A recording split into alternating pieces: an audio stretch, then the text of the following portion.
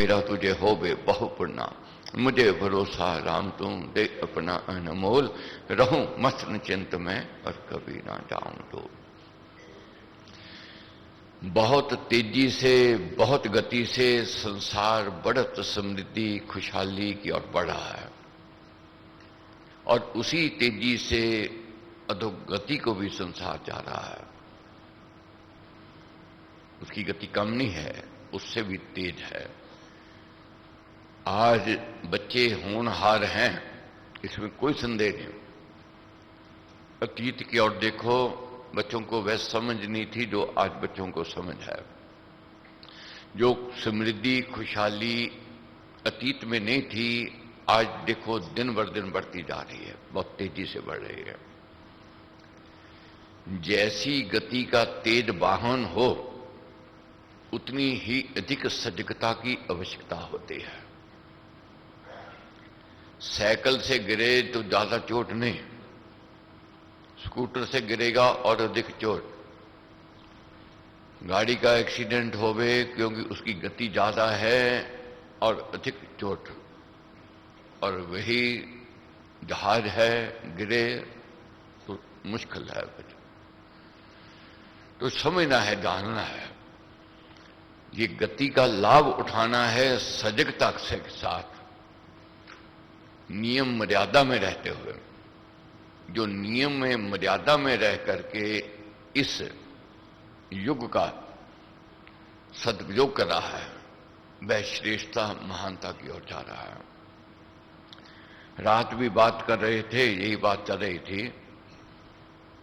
मदिरापान, कुसंग, जुआ खेलना, सट्टा लगाना, नशे के इंजेक्शन, नशे पर जाना, आज बच्चे बहुत कुसंग के प्रभाव में नीचे की ओर जा रहे हैं। और बच्चों के साथ साथ अपना भी सोच करनी है। जब तक अपनी सोच नहीं अच्छी होगी तो बच्चों की सोच अच्छी नहीं हो सकती है। एक पिता ने पुत्र से कहा कि शराब मत पिया करो। पुत्र ने क्या उत्तर दिया कि आप भी तो पीते हो। तो उसने कहा मैं तो संभल करके एक आध पैक पीता हूं। तो उत्तर क्या दिया पुत्र ने कि जब आपकी उम्र में मैं आ जाऊंगा, मैं भी संभल करके एक आध पैक पिया करूंगा। तैयार होना है उसके लिए। अगर कहें कि हम छोड़े नहीं हो, उनको छुड़वावे, नहीं हो सकता है। पहले अपना त्याग करना पड़ेगा, बलिदान करना पड़ेगा, आगे तब आशा रखी जा सकती है। और कोई कहे कि मैं तो पीऊं और मेरा बेटा ना पीवे, ये सोच मिथ्या है, हो नहीं सकती है। सिगरेट जो पिता पीवेगा, पुत्र उसका अनुसरण करेगा ही करेगा, आगे बढ़ेगी बढ़ेगी। अगर सोच है कि मेरा पुत्र, मेरा बच्चा अगर आगे सिगरेट नहीं पीवे, शराब नहीं पीवे, पहले खुद परित्याग करना पड़ेगा, छोड़ना पड़ेगा। एक संत के पास माई गई, कहने लगी कि मेरा बेटा चीनी बहुत, गुड़ बहुत खाता है। तो आप कहिए उसको रोकिए। संत ने कहा माई 15 दिन के बाद मेरे पास आना। अब 15 दिन के बाद फिर लेगी अपने लड़के को साथ में और कहने लगी इसको समझाओ। तब संत ने कहा कि बेटा ज्यादा चीनी गुड़ खाना अच्छा नहीं है, हानिकारक होता है, इससे बचना चाहिए। अंत फिर बाद में पछतावा होता है। जब संत समझा रहे थे, माई कहने लगी कि महाराज 15 दिन पहले जब मैं आई थी, आप उस समय भी ये बात समझा सकते थे, इतनी देरी क्यों कर दी आपने। संत कहने लगे माई कि मैं भी खुद चीनी गुड़ बहुत खाता था। अब मैंने छोड़ करके देखा कि मैं छोड़ सकता हूं, तो अब मैं आगे इसलिए ज्ञान दे रहा हूं, तब समझा रहा हूं। पहले खुद छोड़ना पड़ेगा, तब आगे बात बढ़ेंगी। जैसे हम चाहते हैं कि हमारे बच्चे अच्छे हों, बच्चों का नाम हो, मान हो, सम्मान हो, हर एक मां बाप की इच्छा है। बच्चों की भी यही इच्छा है, हमसे कम नहीं है, उनकी भी इच्छा है कि हमारे मां बाप की साख होवे, मां बाप की इज्जत होवे। माँ बाप को समाज में इज्जत रखने वाले हों, उनका व्यवहार, उनका स्वभाव अच्छा हो, बच्चे भी हमारे यही चाहना रखते हैं।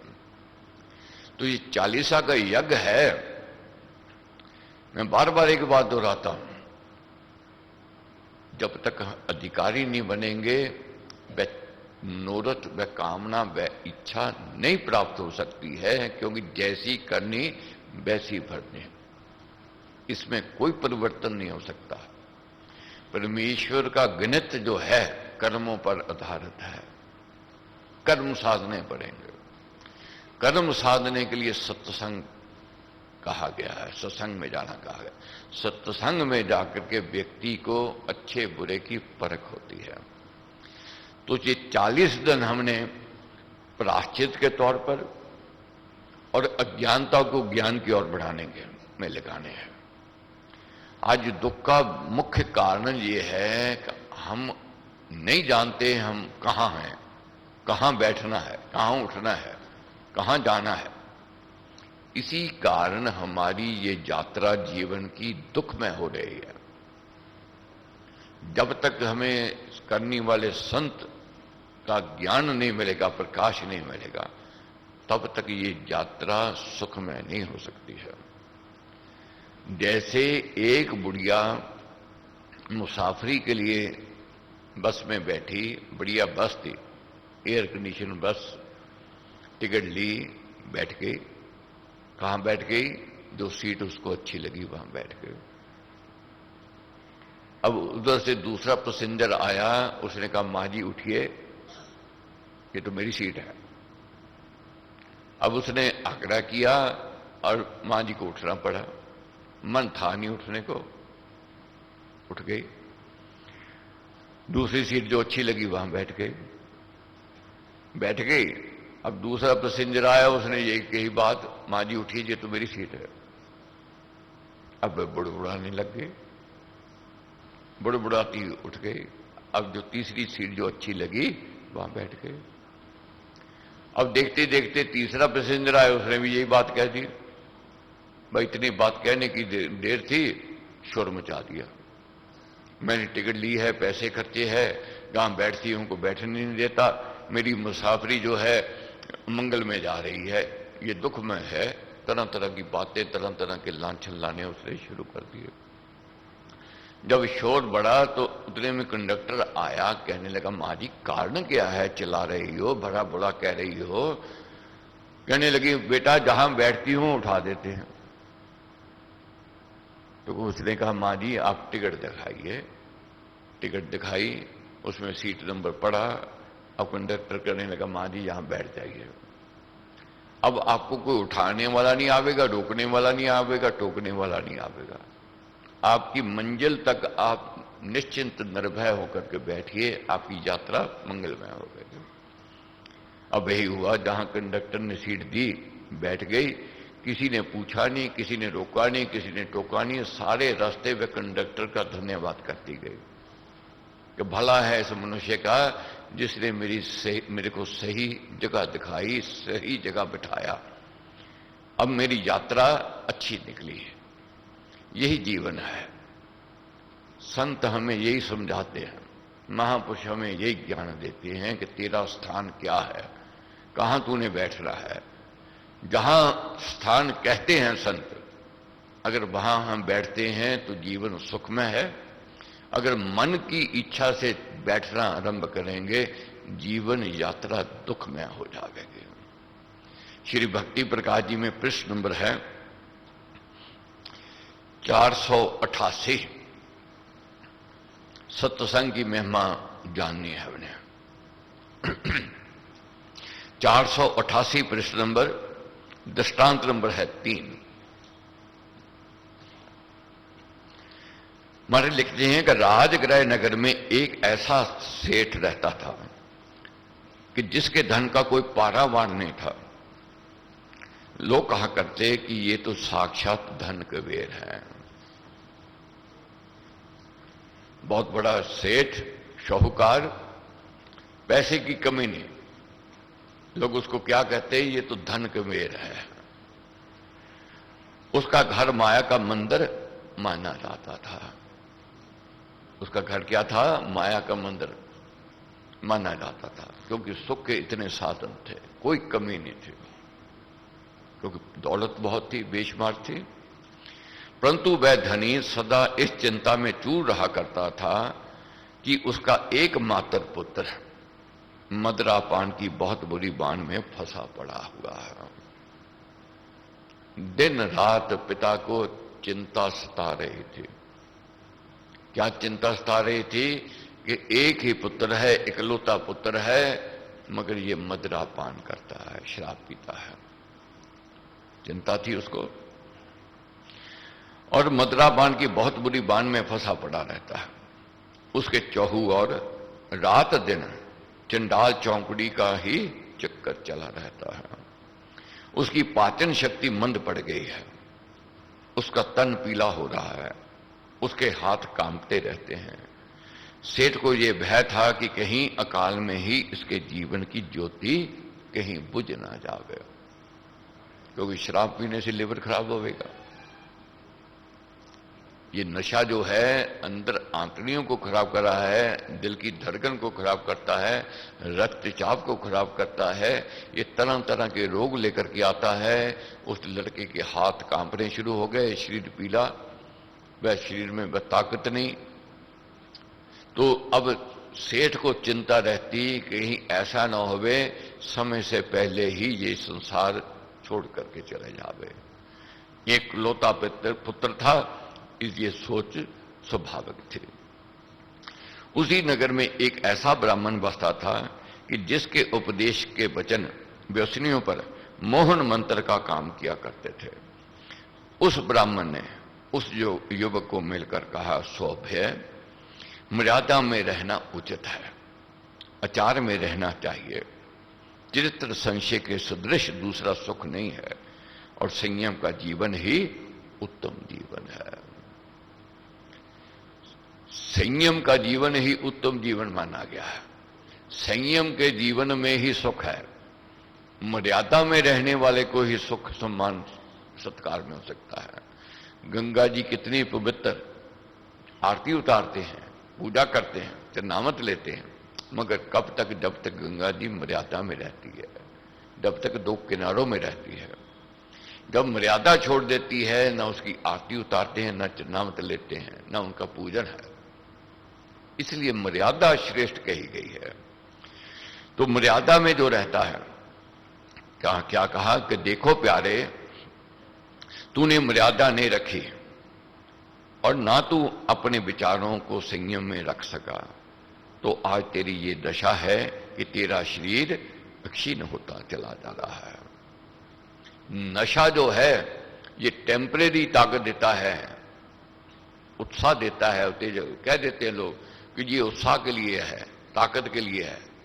अब देखोगे नशे करने वाले रात को तो शेर दिखाई देवेंगे, मगर सुबह जब उठते हैं गिद्दड़ से बदतर उनकी कंडीशन है। शरीर काम नहीं करता, बुद्धि विवेक काम नहीं करता, शरीर में वह ताकत नहीं रहती, मनोबल गिरा हुआ होता है। तो क्या है, तू रोगों का घर बन रहा है। तेरे पिता के तेरे जीने में संशय होने लग गया है। अब भी समझ जा, व्रत धारण कर। इसीलिए महाराज ने बार बार कहा, जहां से जागो वहीं से सवेरा। भूल जाओ पीछे क्या हुआ, क्यों हुआ, कैसे हुआ, क्यों किया। जहां से जागो वहीं से सवेरा है। जागना है हमने। सुरापान करना त्याग दे, परमेश्वर तेरा कल्याण करे। उस ब्राह्मण के उपदेश से प्रभावित होकर उस युवक ने मदरापान त्याग दिया। महाराज अक्सर ये सुनाते हैं, बहुत लोग कहते हैं छोड़ देंगे जी, कर लेंगे जी। आगे 4 पैक पीते थे, अब 3 शुरू कर दिए, 3 नहीं अब 2 शुरू कर दिए। ये अक्सर बात होती है, मगर महाराज कहते हैं नशा ऐसे छूटता नहीं है। इसके लिए एकदम निर्णय करना पड़ेगा, एकदम संकल्प करना पड़ेगा कि तब छूटेगा। कैसे? महाराज कहते हैं, जब कोई किसी को कहे कि तेरे कमरे में सांप है, तो कोई ये कहेगा कि नहीं कोई नहीं, धीरे धीरे मैं देख लूंगा, कर लूंगा, चले जाऊंगा। नहीं, जब कहे तेरे कमरे में सांप है, भागेगा उसी समय बाहर, उसी समय देखेगा कि अब भागना है, तो क्या है, ये भागना ही पड़ेगा। ये सांप सर्प जो है अंदर हम ले जा रहे हैं, ये अंत हानि करने वाला है, नुकसान देने वाला है, ये मित्र नहीं है, ये जहर है। तो क्या कहा उसने कि क्या है, अभी त्याग कर दे।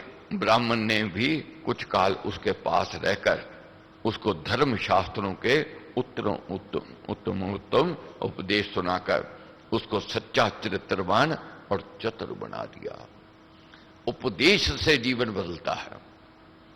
जो प्राणी चाहता है कि मेरा जीवन बदल जावे, जिसकी चाहना है, तब उसको सत्संग में ले आना है। सत्संग अति आवश्यक है। सत्संग में जीवन बदलेगा। उस पंडित के सत्संग में वह युवक सर्वदा सुधर गया। उसके रोग जाते रहे, उसकी काया कुंदन की भांति चमकने लगी और वह एक सुशील और सदाचारी पुरुष प्रसिद्ध हो गया। बहुत जीवन में लोग ऐसी कटाक्ष करते हैं, पूछते हैं, कहते हैं कि पहले तो बहुत दुराचारी था, आज संत बना हुआ है। अरे आज की पहचान देखनी है। ये नहीं हो सकता है कि पहले सभ्य था आज पापी है। क्या पहले सभ्य व्यक्ति हो आज पापी हो, उसका पूजन करोगे, उसका सत्कार करोगे? आज का देखेगा व्यक्ति का, आज इसका जीवन, आज इसका व्यवहार कैसा है। इसलिए महाराज ने कहा कि राम नाम ने वे भी तारे, जो थे अधर्मी अधम त्यारे, कपटी कुटिल को गर्मी अनेक तर के राम नाम ले। गीता में आया है, भगवान श्री कृष्ण ने कहा है, ऐसे व्यक्ति भी शीघ्र महात्मा मानते हैं जिनका जीवन बदल जाता है, व्यवहार बदल जाता है, जिनका स्वभाव बदल जाता है। तो इसलिए क्या हुआ, उसकी काया कुंदन की भांति चमकने लग गए। वह एक सुशील और सदाचारी पुरुष प्रसिद्ध हो गया। और फिर अपना जीवन तो उसने बदला और आगे दूसरों का जीवन भी उसने बदला।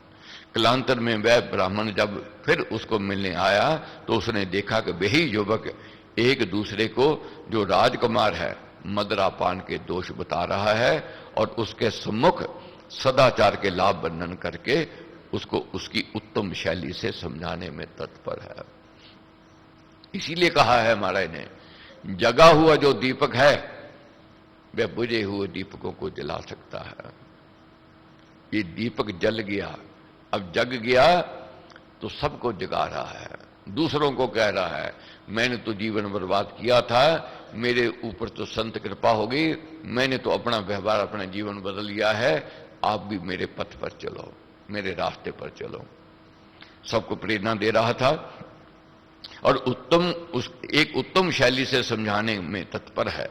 ब्राह्मण बड़ा प्रसन्न हुआ जब उसने ये जाना कि इसने तो युवकों में से मदरा का बहिष्कार करा दिया है। तो इसलिए हमने भी इस ओर बढ़ना है, खुद भी बुराई से त्याग करना है, दूसरों को भी यही समझाना है, यही जताना है कि बुराई तो बुराई ही है, ये जहर तो जहर है, इससे बचना है। इसके लिए सत्संगति अति आवश्यक कही गई है।